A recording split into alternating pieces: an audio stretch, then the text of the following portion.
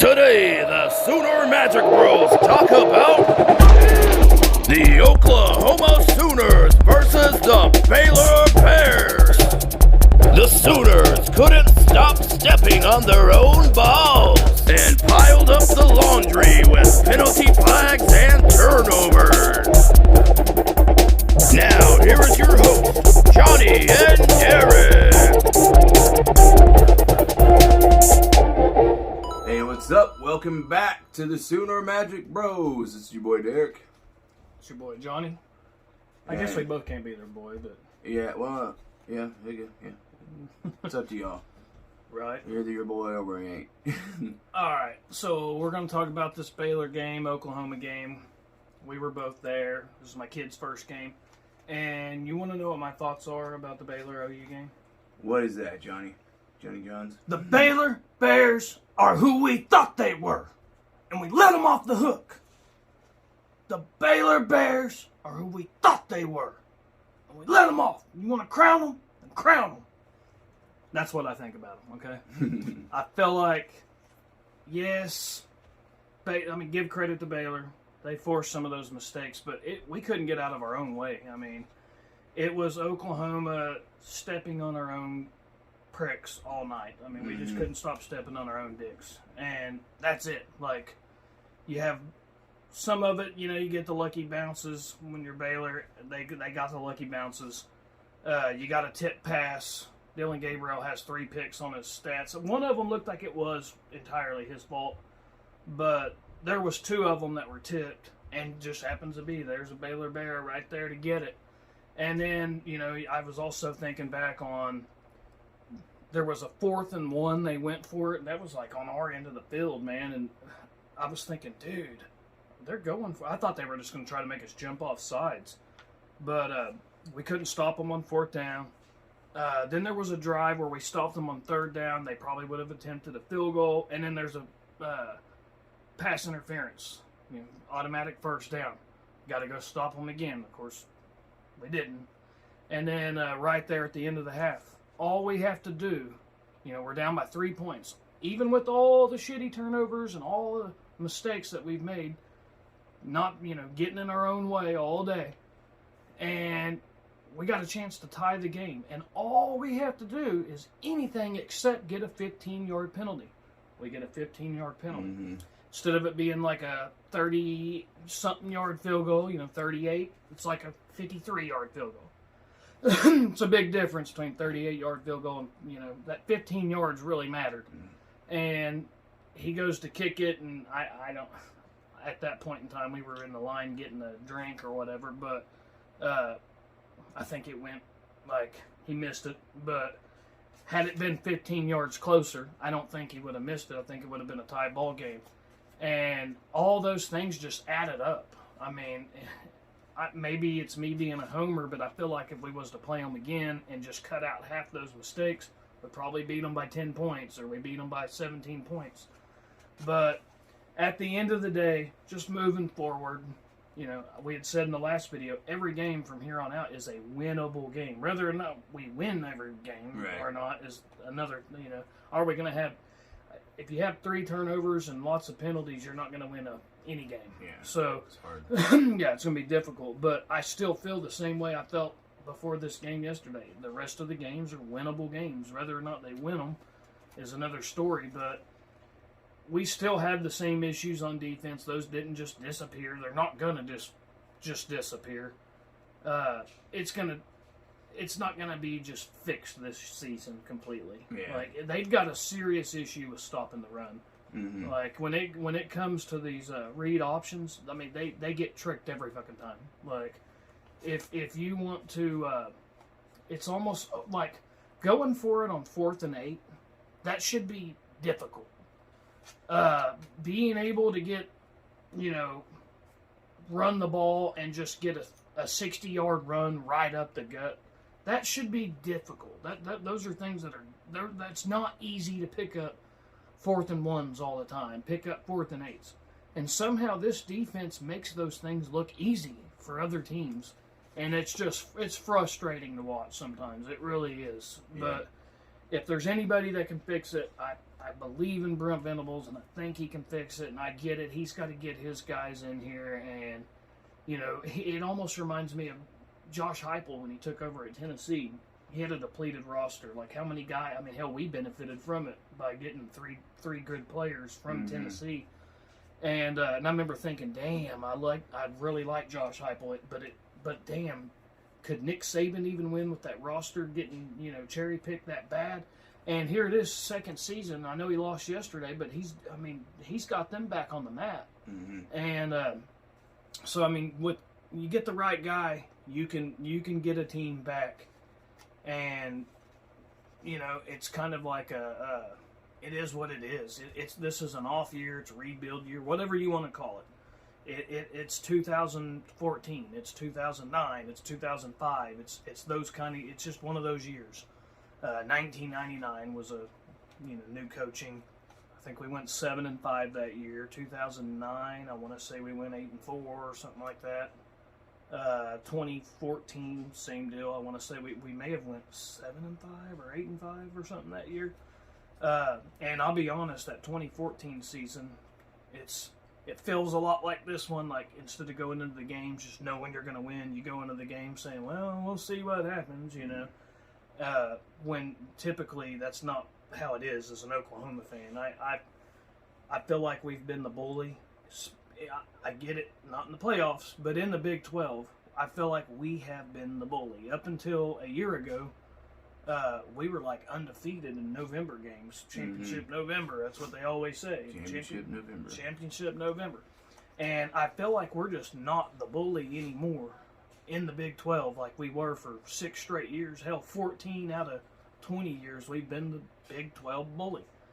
And it's like teams are they're not scared of us anymore. Going for it on 4th and 8, going for it on 4th and 1 at your own 25, 30-yard line, wherever it was.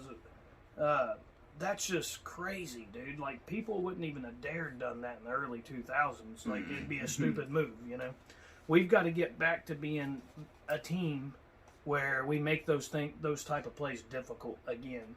And we're kind of beating, I'm kind of ragging on them right now. I guess we'll start picking out some of the positives in the game. Positives is, I would take that, it's a close loss. I'll take the loss to Kansas State and the loss to Baylor. I can accept those. Yeah. They were competitive games, had a chance to win. We come up short, made some mistakes. I'll take that over the TCU and the Texas game where we just go out there and get smoked. Yeah. You know what I mean? So, I don't know. What's your thoughts on not only the game, but just overall moving forward, the future of the program? Well, I still did have fun at the game. Got to take the nieces and nephews out for their first game. Little Johnny got to shake Bob Stoops' hand. Or, we got a high five from Bob Stoops. That was really cool. Was cool. Thanks, Bob Stoops, for doing Bob that. Stoops is the man. He's the man. He's the greatest. Seen Brian Bosworth and Barry Switzer. Yeah, down there. and dude, Roy Williams had the shirt on. That was I gotta get that shirt. It's an awesome shirt. It was cool. Yeah. Oh, I got a new lanyard at the game, like it, and a new wallet, but I need to put some money in it. But yeah, he's got to make some money to put in it. I still had fun at the game. I just accepted, what the team is. We're either gonna win or lose. These next couple games. They're winnable and they're also winnable and losable. Yeah. Not expecting any miracles or anything. Right. Let's see, what else? I had another point and I just lost it. Yeah. You got anything? Yeah, you were talking about we still had a good time. That is true. I had a good time. Derek was sitting in section 1. I was sitting right next to it in section 52. It was his nephew and niece. It was my daughter and my son. It was actually their first real game. They've been to a lot of the spring games and stuff like that. They actually went with us to the one where there's 75,000 and felt about the same amount of people at this OU Baylor game as it was at Red White game. But we were sitting right by the tunnel and it was cool. Bob Stoops was out there. I was sitting about I could see. Basically, I had my son sit with my brother, and then my daughter sat with me, and then we switched at halftime, and we sat in their seats. And, but they were pretty close to each other. But yeah, it was pretty cool. Brian Bosworth was down there, Roy Williams, Barry Switzer, Bob Stoops, and but I didn't see it because my son was with him. I didn't get to see my son high five with Bob Stoops, but I thought that was really cool. Yeah. He's about the same age I was when I first got to meet Bob Stoops, so it was really cool. It sucks to take your kids to an OU game, the first one, and then we lose, but at the end we were down by 10 and we scored, made it within 3, and there was like 4 minutes left, and I'm like, dude, this would be badass if somehow we end up pulling this game out, and it ends up being almost identical to my first OU game, which was OU versus Alabama, and we were down. And somehow in the last few minutes, Ronaldo Works, hurdled a player, and it was like a shuffle pass, and Ronaldo Works hopped over a dude and scored, and so that got us maybe the lead, or maybe we were down by 4. I can't remember. I think we were down by 4. That score put us up by 3, I think is what may have happened, and then they have the ball back, and there's like a minute left or something. And Brody Croyle, who went on to be pretty decent, pretty damn good college quarterback, he goes to throw a pass, and it just, as he goes to throw it, fumbles the ball, and Eric Bassey picks it up, takes it all the way to the house. Whole stadium erupted. It was awesome. And so I'm sitting there thinking, like, God, that would be awesome if this game ends up the exact same, almost similar situation. Only difference was we had cut it within 3, kicked it off to them with like 4 minutes left. And I'm like, all right, defense, come on, dude, just one stop, man. If y'all make one stop, our offense is going to get the ball, and I do think we're going to go down there and score a touchdown and win it by a few points. And I was just praying, hoping that would happen. Like, come on, football gods, make this happen for me. I really want my kids to go to a first game where we win. Should have took them to like the UTEP game to make it 100, make it a much better chance. But having the defending champs Baylor, and then OU 6 times defending champs before they had so it was a pretty cool game to go to. It just sucked that we come up short, especially when there's 3 turnovers, and all the penalties, and then the penalty that cost us the field goal, right before halftime. It was just it piled up, and it costed us the game. And I know Baylor fans will say, well, but we could have won by 10. We went ahead and kneeled down. That is true, but damn, we spotted them. 3 turnovers and several penalties, and I believe we would have won by 10 or 17 if we just didn't have all those penalties. But it is what it is. It's an off year. It's not like we just screwed ourselves, out of the national title or something because we lost that game. Like, what's the difference? We may go 8-4. We may go 7-5. Maybe we was hoping to go 9-3 or whatever, or 10-3 maybe at the end of the year. If we would have been able to win the rest plus a bowl game. But it is what it is, man. Moving forward, just overall, what I hope to see is I hope we can, beat. What do we got? West Virginia Tech, Texas Tech, OSU is the next 3 games. Yep. And then win one of those 3. You're definitely in a bowl game. That give us 4 more. Get in a bowl game. Right. So at this point. I think that they should be able to win 2 of the 3 of those games, but this team, man, the one thing we know is they're this team's very unpredictable. They could go out there. They're very inconsistent. They could go out there and smoke the next 3 teams by 30 points, and then go get smoked in the bowl game or something again. I just, or they could go out there and lose 3 close. I just don't know what to expect with this team. There really isn't nothing consistent. Sometimes that defense looks like, damn, they're getting better. And then they'll just go out and just totally get ran like all over themselves. Like someone will just run all over them. Like, I just can't believe the running game is so poor on defense. But yeah, it's going to take time. And I'm sure when you're Brent Venables right now, I'm sure you're looking at this team and you're realizing, like, dude, we've got to get somebody in that interior defensive line. We've got to. They're going to have to hit the portal, maybe get a bunch of 3- and 4-star guys and develop them, And that's another thing. People's been talking about Todd Bates and Brent Venables. They're striking out on defensive linemen. And I guess, it would have been nice to get these 4- and 5-star D linemen that we're trying to get. But it's very difficult to compete with Bama and Ohio State, and not to mention some of the schools throwing lots of money, when you're not able to prove to them you can, be Alabama or Ohio State at Oklahoma when you haven't done it yet. So you're having to kind of sell them something that hasn't happened yet. Mm-hmm.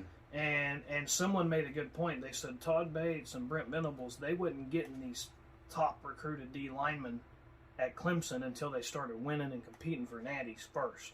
Yeah. They had to start winning games and having a top ranked defense with the guys that they developed and first, So hopefully that's what happens here. I can only hope that they just keep developing the guys that we're able to get. I mean, like we had that 3-star Tarber or whatever his name was last year.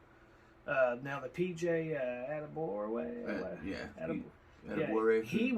he's a highly recruited D lineman, but he's edge outside guy. We need the inside guys. We need the big dudes. And Jalen Redmond's highly recruited, but he was recruited as an edge rusher, DN guy, outside guy. We need the big badasses in the middle. We don't have that. 4th and 1 is like an automatic, it feels like. Like, if it's 4th and 1, hell, I don't blame them for going for it, even on your own 20. Yeah. You've got a much better chance of getting it than you have not getting it. And then what pisses me off is when we try to get these 4th and 1s, we are not able to get it. Yeah, not getting it somehow. Oh, yeah, but it just sucks. I feel like if there's anybody that can get Oklahoma back to being the bully like we used to be, at least being the bully in the Big 12 like we used to be, it's going to be Brent Venables. He can do it. Now, the Ted Roof guy, I don't know, man, if they keep him or not after this year. I mean, I know a lot of it's probably not his fault at all.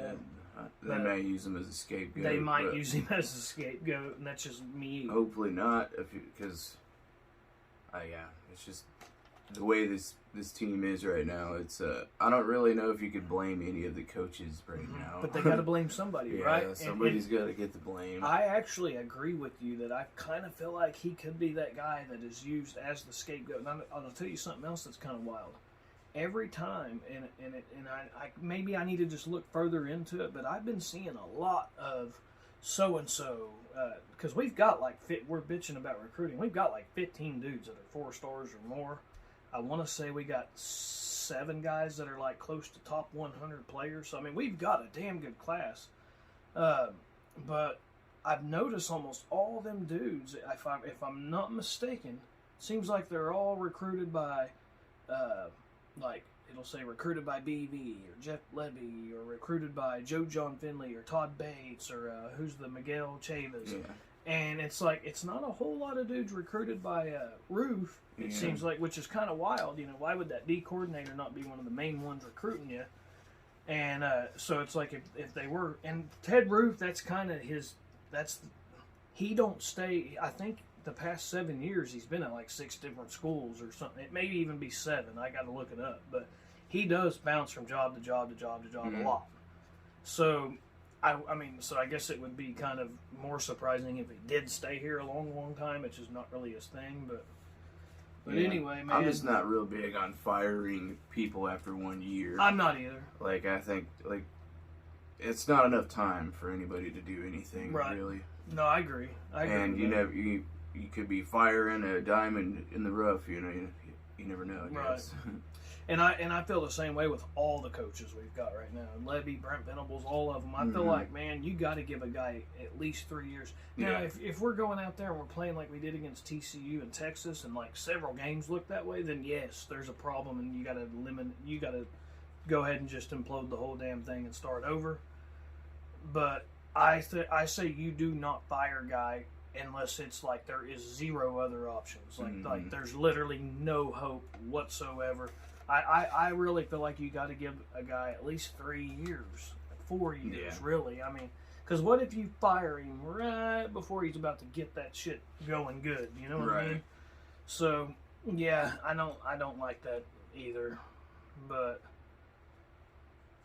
good news is we got another game next week, man. And if we go out there and we win that game, get a little, maybe this team can do what they haven't been able to do all year, and that's win 4 games in a row.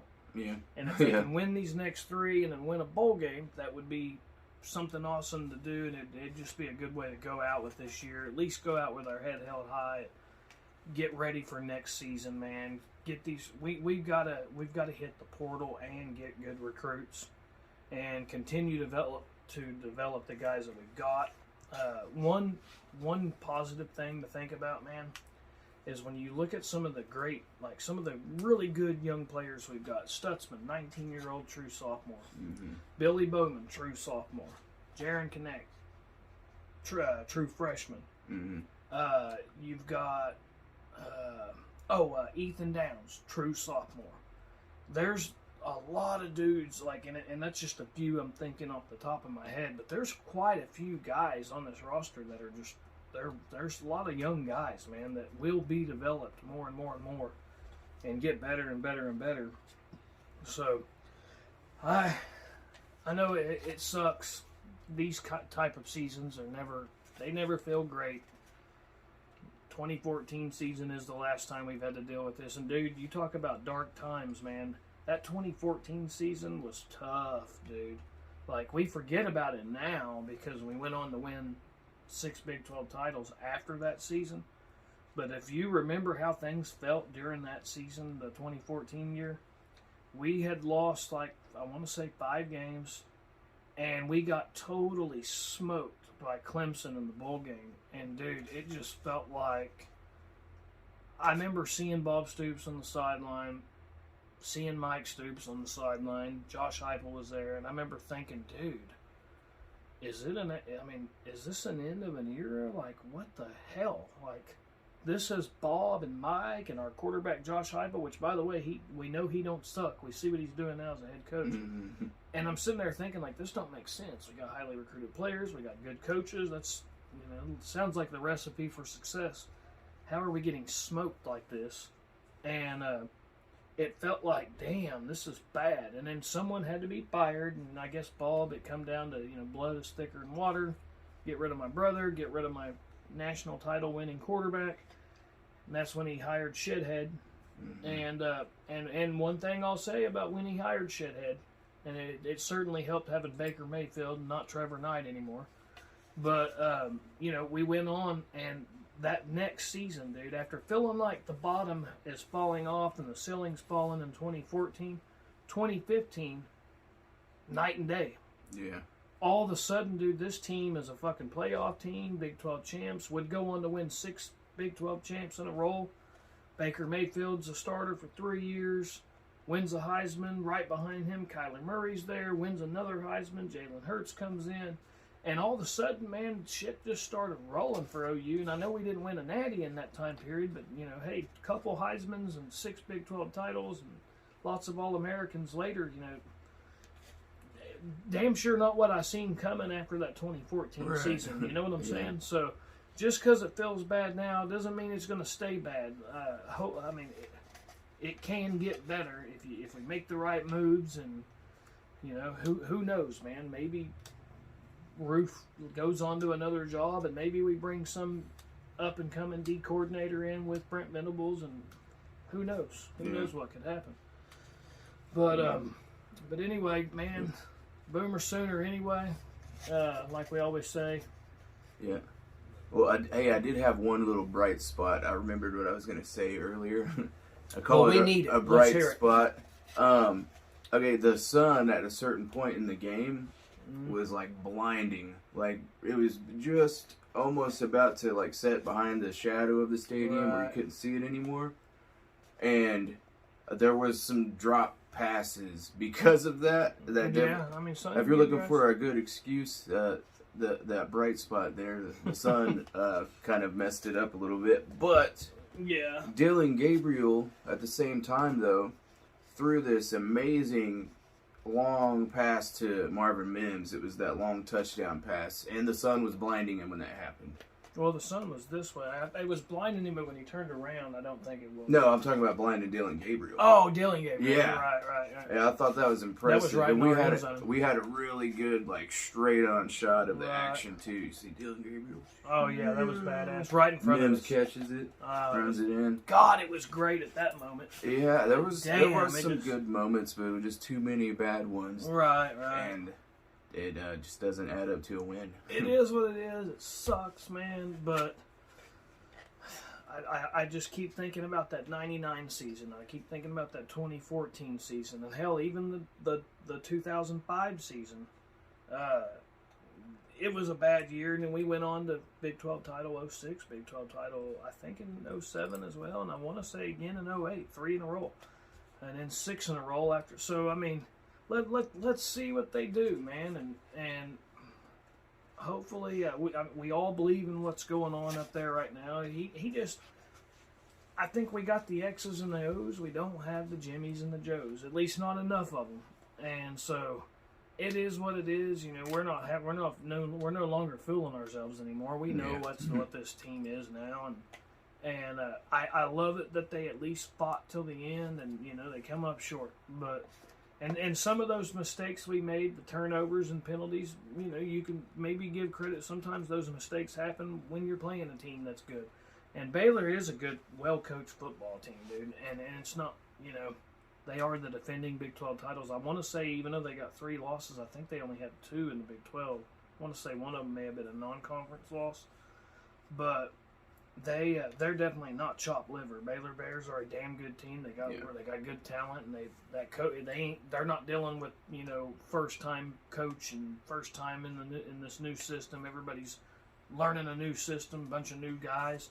They're not dealing with a lot of that shit. They've got a system that's been in place, and I want to say this is his 3rd year there. Yeah. But and Dave Aranda is a damn good coach. Yeah, but he is. They and that running back they've got is really good too. Their defense plays well. I mean, their defense plays really well. Yeah, But I remember when we were in the coaching search, Dave Aranda's name came up a few times. Damn right. And I don't blame them for. I mean, if they would have hired him, I wouldn't have been pissed off. I would have been happy with it. Right. I mean, but I get it if you're going to go with I remember Dan Lanning was the other name that they kept bringing up. And he's doing pretty well now after he got smoked in that first game. But I remember thinking, like, if you're going to hire a hotshot defensive coordinator, you might as well hire Brent Venables because, I mean, if you're going to go with the best defensive coordinator, you might as well go get the best. Yeah. And this guy is already Oklahoma through and through. I mean, when I think of Brent Venables, I do think he was just the perfect one to get at the time. And, man, if there's any guy I'm rooting for and want to see him do good, it's Brent Venables. I want to see him do good, man. But, definitely. I guess, man, that's it, folks.